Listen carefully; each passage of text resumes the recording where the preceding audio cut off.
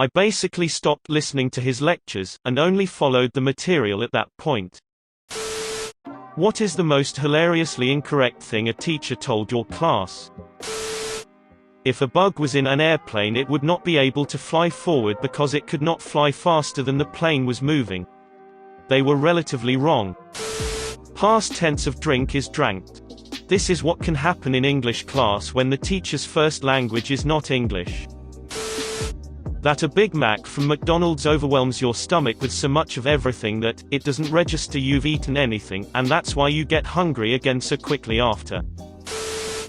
Computer teacher told us if you use cut on an image on a website, that it will be removed from the website and will upset the website maker, so be sure to use copy. A teacher of mine told us that the left side of your body is your feminine side, the right side is your masculine side. That's why your skin is better on your left, your right is stronger, etc. God, what the hell? The teacher put materials from plants and materials from animals on a board. We could not convince her that wool was not a plant. My grade 6 teacher told me that fatigued was in fact not a word when I used it in a short story, and insisted that I looked in the dictionary. Found it in the dictionary in about 2 minutes and proved her wrong in front of the whole class. Science teacher, during the sex ed portion of the year, said all penises are the same size when it counts, i.e. when erect. Classmate then asked why boobs can be different sizes, but the penis is the same for all men. Teacher then said she didn't know, and that would be a question she would ask St. Peter when arriving at the pearly gates. I have a feeling the science teacher never saw more than one erect penis. While teaching Japanese history, my teacher was entirely convinced that the suicide of a Japanese samurai was called Sudoku instead of seppuku. Your teacher is correct. The shamed samurai carved 81 squares into his chest before meticulously painting the numbers 1 through 9 on his chest in a difficult-to-discern pattern. The samurai would often die part-way through the process. To restore his honor, the family would have to finish the pattern before burial. When I was in kindergarten, our homework assignment was to ask our parents what country they were from so the teacher could show us on the globe where it was. Younger me was so excited. I went home and asked my mom where she was born, and she told me her family was from Malaysia. All day I practiced and practiced. I couldn't wait to share this info with my teacher. When I went to school the next day, I told my teacher that my mom is from Malaysia. With a look of utter disappointment, my teacher informed me that Malaysia was not a country, and I needed to ask my mom again. I was crushed that my mom would lie to me like that. Or that she was wrong. Either way, little me cried to her and told her that my teacher said Malaysia is not a country. So Mama was not happy that I was told this and came with me to school the next day to give the teacher a piece of her mind. To this day I've never seen my mother get so red in the face while yelling at my teacher. After she was through, I quickly got an apology, and a geography lesson on where Malaysia was. When transferring schools. Teacher, so you're from Mexico? Me, no, I'm from New Mexico. Teacher, got it, so you're Mexican. Was the student visa program difficult? Me, no visa needed. I'm from New Mexico, it's between Texas and Arizona. Teacher, did you live near cartels? This was an American history class in high school. I was once told in a religious studies class that black people are God's mistake. She was fired not long after. Edit, she wasn't Mormon, it was a Jewish studies class and she was Jewish. Also, as a proud Jew, I feel like I should point out that this is very much not the view of Judaism or of most Jews. She was just a bit insane. Also, I don't believe this stemmed from an underlying belief that God can make mistakes, but just a lack of understanding of Judaism and of common sense. I grew up in England but did part of my high school in the US. One of the teachers there organized a thing where we volunteered to read stories to elementary school kids. After reading my story, I guess the teacher felt the need to make note of my accent to the class. She asked me to tell the kids where I was from. I said, I'm from England, and she did that thing teachers do where she repeats the info to the kids, but she says, did you hear that, kids? She's from England, that's in London. I tried a little bit of a correction, actually, I'm from England, and she just repeats to the kids, yes kids, England, that's in London. I was too shy at that age to call her out on it, but it still makes me cringe to this day. That Tsarina was the first name of the wife of Tsar Nicholas II of Russia and not her title. She understood that Tsar was Nicholas's title and not his name, but could not apply the same logic to Alexandra. She insisted that Tsarina was her given name, and no amount of arguing would change her mind. I'm still annoyed about this 20 years later. We got taught in science that our tongues have different areas of taste.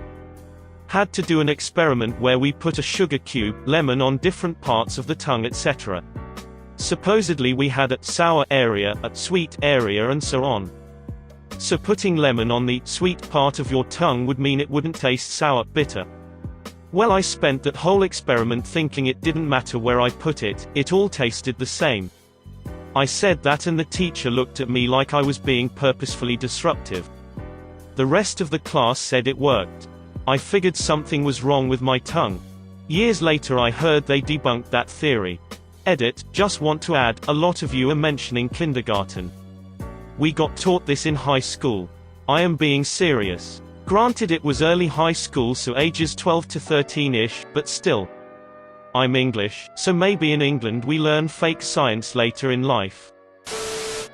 One of my secondary school teachers announced to his class that you couldn't see the Southern Cross star pattern from the Southern Hemisphere. As students questioned his statement, he made each one stand in the corridor outside the classroom. With most of the class standing in the corridor, the principal walked past and asked why we were all there. After a short explanation, the principal asked the teacher to come to his office and gave the class free time. If I recall correctly, we didn't see the teacher for a few days and then he returned to admit his mistake. First I thought about how a nun that was teaching religion in my first grade said that if you put your hands to prayer facing downward you will go to hell, and if upwards you will go to heaven. But then I thought, who am I to say she was wrong? Edit, for everybody asking, Australians go to hell no matter what they do, it's obvious and the scripture says so anyway. One of my first teachers told the class that the sea is blue because it's a reflection of the sky.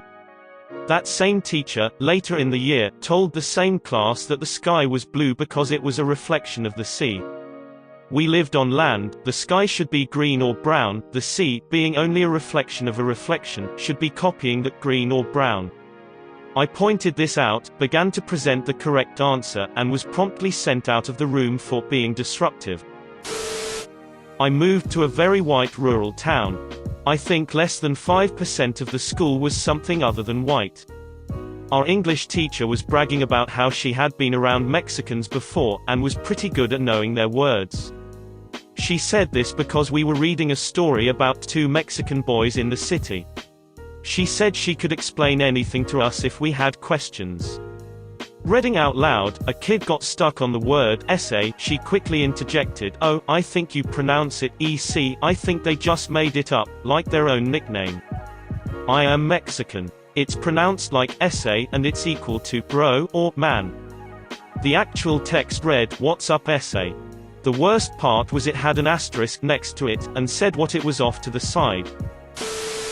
College professor told the class that men who get married under the age of 25 are only doing it for sex, and any man over 25 who isn't married is addicted to porn. That's why they aren't married. He also at another time said he would never let any of his brothers watch his kids, because statistically uncles are more likely to molest their nieces or nephews. I really wish I would have asked him at that time if his brothers ever had kids, if he would refuse to watch them for the same reason. I basically stopped listening to his lectures, and only followed the material at that point. Not my class, but I wanted to do an experiment for a science fair type thing on animal behavior in high school. I had one of my science teachers try to tell me that animal behavior isn't real science, and that I needed to pick something else. Even as a high school kid I knew this was bullshit. I was like, today I learned that Skinner and Goodall aren't real scientists. Oddly enough, in college I had two advisors who were very interested in animal behavior, and I ended up doing a pilot study for undergrad where I studied toy preference in captive tigers. Despite having passed my school's IACUC, the State Academy of Science denied me a grant for not having a realistic study, because where was I going to find tigers in our state? I wonder if someone from that committee was in the audience for my presentation, because a lot of questions focused on where I had access to captive tigers, a private sanctuary 20 minutes from my house that had almost 20 Bengal and Siberian tiger on the property. Everyone in my study was bred in TX and assigned numbers since some were from abuse cases. Now I work as a veterinary nurse, and have special certifications for fear-free and low-stress handling practices which relies heavily on animal behavior, the non-science. Like and subscribe for more funny, interesting, and scary r/ask Reddit videos.